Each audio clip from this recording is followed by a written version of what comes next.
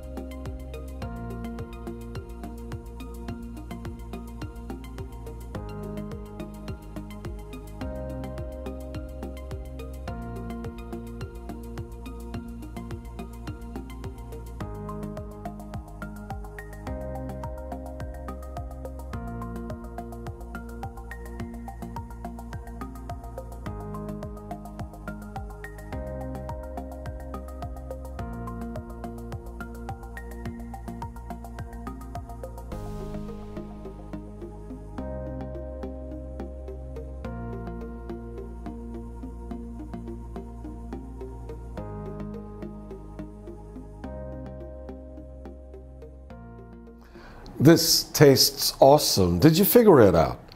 It's just the spring onions, no surprise there perhaps, and the white pepper, big surprise there. That was it. I got the flavor I wanted. No special oil, no fancy ingredients, no magic techniques, spring onions and white pepper.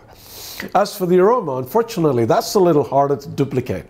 That's because the aroma arises from the high level of heat used in Chinese cooking. Gas ranges at home don't produce the kind of heat that restaurant burners can produce. They have less than 1/3 the heat intensity, and this affects the aroma, but there is a cheat here. Drop in a pinch of the much maligned Ajinomoto and cook on the strongest flame your gas burner can produce, and voila. But before I end, here's a bit of trivia. Did you know that there is not a single mention of rice in the Bible? I know, I checked. Well, I figured that meant Jesus probably never had fried rice, but he liked to eat with people.